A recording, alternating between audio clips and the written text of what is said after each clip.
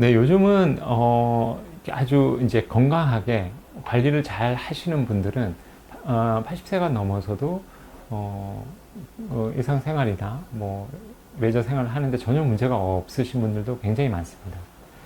그래서 그러다 보니까 예전에는 이 80세 넘는 분들이 하지정맥류 때문에 병원을 찾는 경우가 좀 드물었는데, 최근에는 이 80세 넘으신 분들 중에서도 하지정맥 치료를 위해 내원하시는 분들이 꽤 많습니다.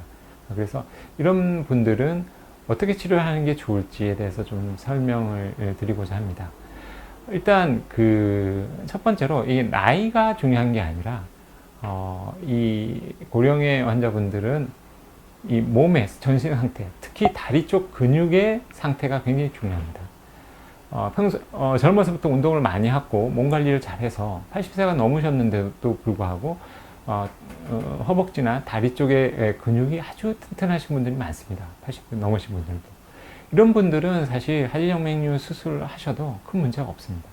그런데 나이가 60세도 채 안 됐는데 뭐 허리 디스크라든지 아니면 다른 문제 때문에 운동을 게을리 있다든지 이런 여러 가지 또 만성병 때문에 이렇게 고생을 하시면서 운동을 못 하셔서 다리 근육 힘이 없으신 분들이 있습니다. 잘 걷지도 못하시는 분들이요. 이런 분들은 사실 수술을 한 의미가 크게 없습니다. 하지정맥류는 서 있거나 앉아 있을 때 증상이 심한데, 이런 잘 걷지도 못하시고 이렇게 매일 누워만 있으셔야지 편하신 분들은 어차피 하지정맥류 때문에 큰 증상을 만드는 게 아니기 때문에 수술한 의의가 없죠. 그래서 80세 넘으신 분들 중에 이제 볼록볼록 튀어나오고 불편한 증상을 동반하는 하지정맥류가 있다면 수술하셔도 되는데, 이 수술을 하실 때는 반드시 이 전신 상태가 건강한 일상생활을 하시고 계시다면 수술을 하셔도 됩니다. 보행이 굉장히 불편하신 분들은 이 하지정맥 수술을 하시는 게 큰 의의가 없을 수가 있습니다.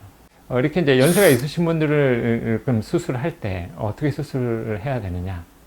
수술할 때는 처음 말씀드린 대로 다리 근육이 충분히 건강한지 먼저 확인한 다음에 수술을 할 때는 젊으신 분들처럼 밖에 보이는 혈관을 꼼꼼하게 없애려고 수술을 하는 게 아니라, 연세가 있으신 분들의 가장 큰 특징은 이제 불편해지거나 아니면 다른 합병증이 생길까 봐 수술을 하시는 거거든요. 그럴 때는 이런 그런 합병증이 생기지 않도록, 그리고 불편한 증상이 없어지도록 수술을 하면 되기 때문에 이 정맥류를 만드는 복제정맥 위주의 수술을 해야 됩니다. 그리고 그 복제정맥에 연결되는 관통정맥을 없애는 위주로 수술이 이루어져야 됩니다. 그래서 이런 복제정맥이 문제가 있는 부분을 근본 발거술로 혈관이 피가 역류되는 포인트를 찾아서 묶어주고 제거를 해준다거나, 아니면 이 혈관 레이저 수술이나 고주파 수술로 폐색을 해주게 되면 그 자체만으로도 이제 피가 고이는 이 복제정맥 자체가 해결이 되게 되고, 그러면 연결되어 있는 이런 튀어나온 정맥류들이 많은 부분 해결이 되게 됩니다. 이런 우리가 트렌덴벨르그 테스트를 해보면 금방 알 수가 있습니다. 피가 거꾸로 고이는 애를 피가 고이지 않도록 차단만 해줘도 이 정맥은 이렇게 다 짜부러들게 되죠.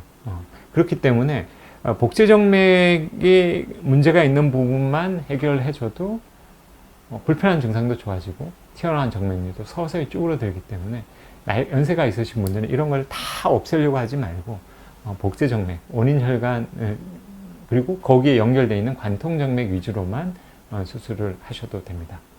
그리고 마지막으로 혹시 양측에 이렇게 심한 하지정맥류가 있다 하더라도, 연세가 있으신 분들은 젊은 사람들하고 달리 똑같은 수술을 해도 젊은 사람들은 아무 문제가 없지만, 연세가 있으신 분들은 이 수술 후에 약간 이렇게 피곤해 하시는 분들이 있습니다.